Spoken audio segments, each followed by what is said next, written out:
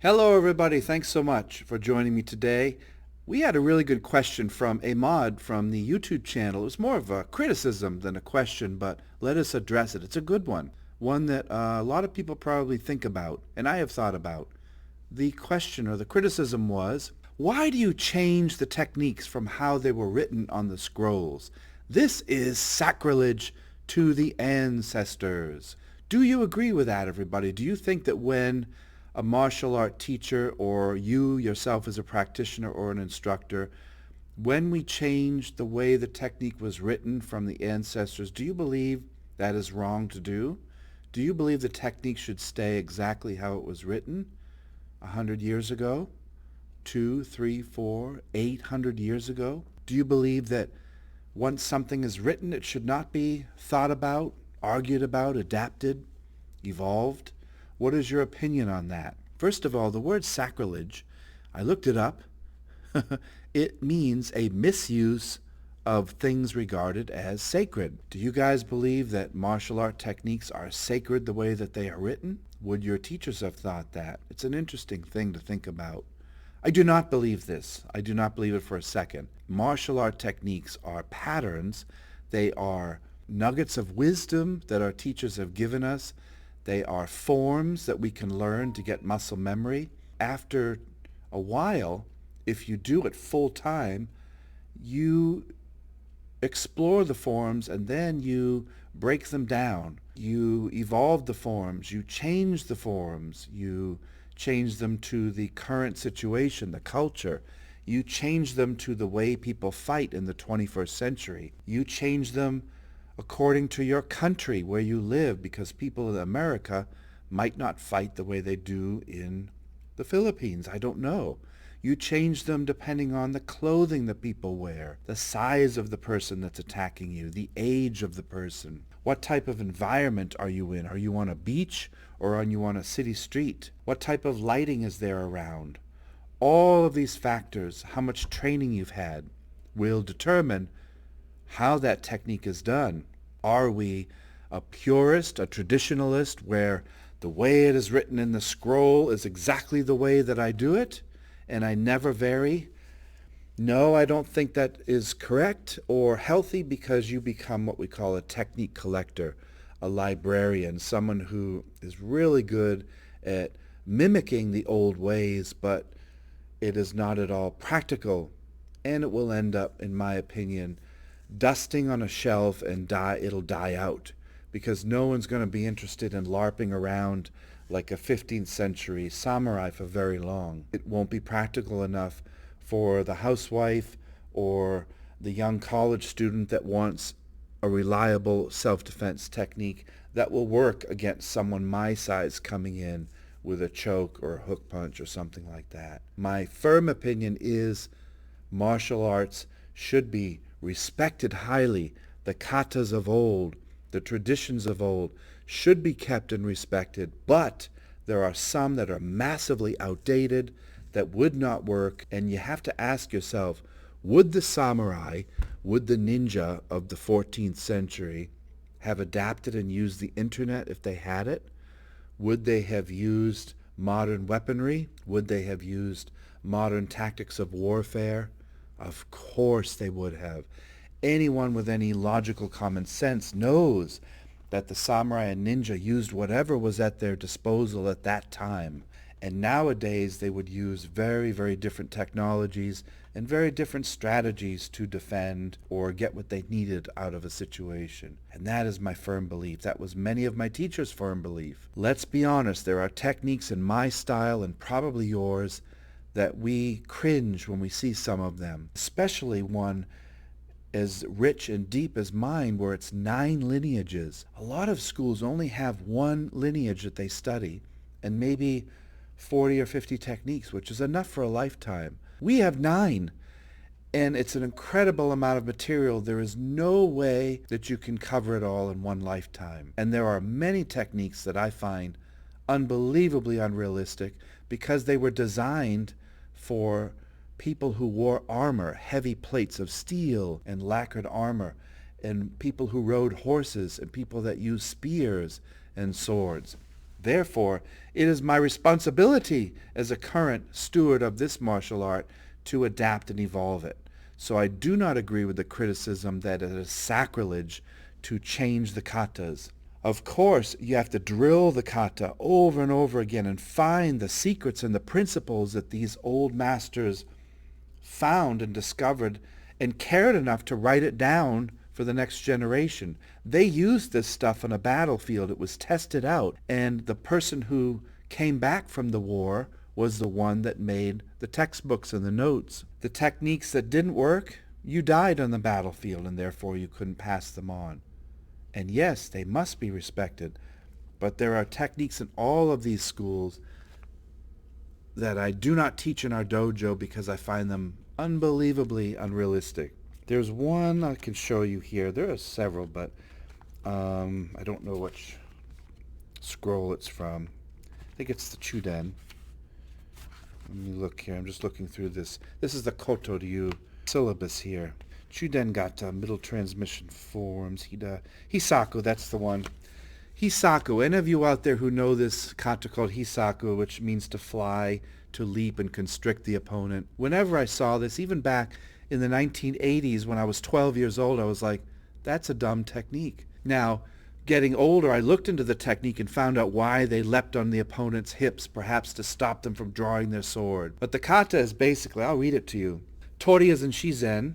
Teki approaches. Tori leaps in and strikes with the right boshisaki to the uko.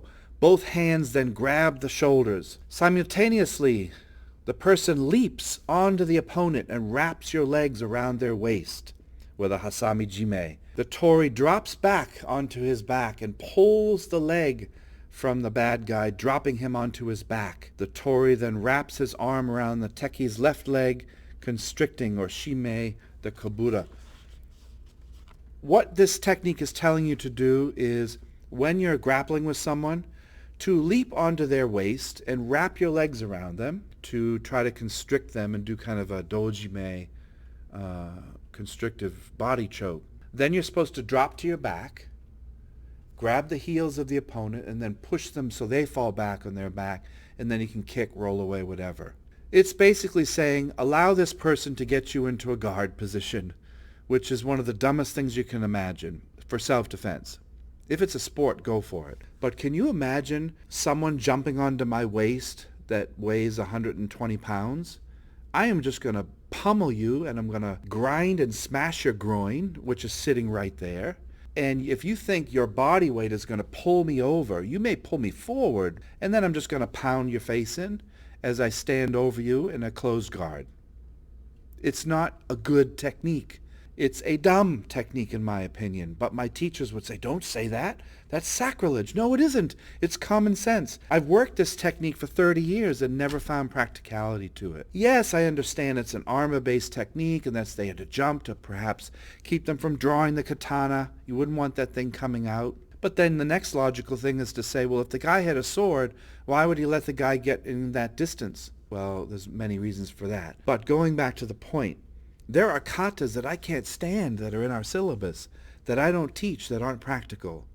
But people don't like that. They don't like anyone who, because they think it's arrogant to take a technique and not teach it. But I'm serving people who want practical self-defense techniques for the 21st century in America, not someone who's wearing 14th century yoroi with spears on a horse. You just have to be critical of some of these things.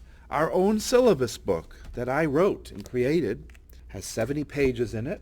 This is 2 years old now. It's not obsolete, but there are a lot of things where we have workshopped and taken notes and written that we have to evolve. We have to jettison some of these techniques because we found that working them out with students, they're not very practical. There are techniques we have to add to this because we found that some were more practical than others.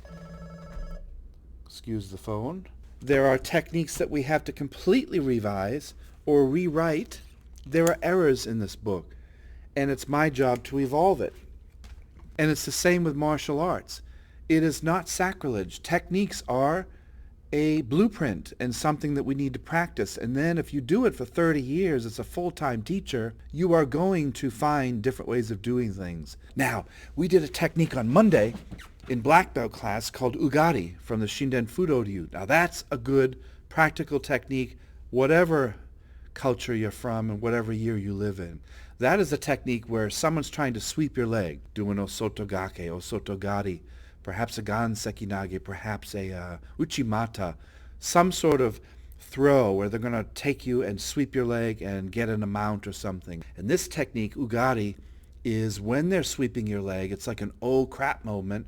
So you're late, which is, I like that. I like the techniques where you're late because you have to adapt on the fly. As they're sweeping your leg, you grab the opponent, you drop to the ground, do a sutemi, sacrifice throw, and you whip the opponent over you, and they land hard on the cement. And if they don't know how to do rolling and ukemi, they're going to smash their neck or head.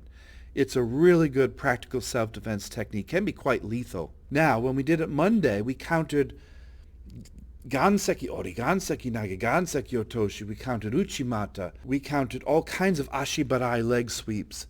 Osotogake, osotonake, koshi ori, all kinds of katas we counted with this one movement. So you can take this one principle from the Shinden Fudo Ryu, the immovable heart school, and you can take it and counter techniques with it. And we did at least 10 different counters to judo type throws with this one sacrifice throw. And every time you did it, whether you were early or late, the opponent was thrown over you completely.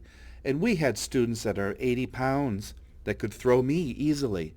If the timing and the precision was right and they used their entire body to sit under and sacrifice and whip you around, it's a fantastic kata.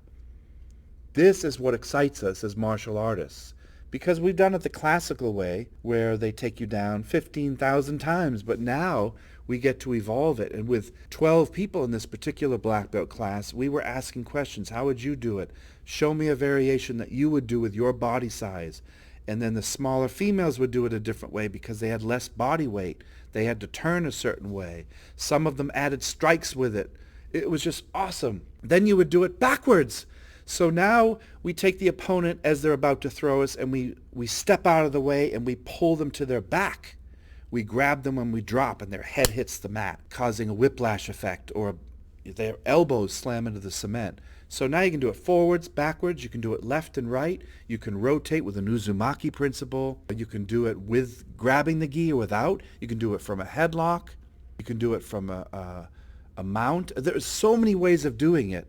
This one Ugari principle from 500-600 years ago, we adapted and evolved to work now in the 21st century. This is what is exciting about martial arts. So if that's sacrilege, let us sacrilege all day long because it's fun and it keeps everybody engaged, including myself as someone who's been doing it forever, because I'm learning new things from the new students.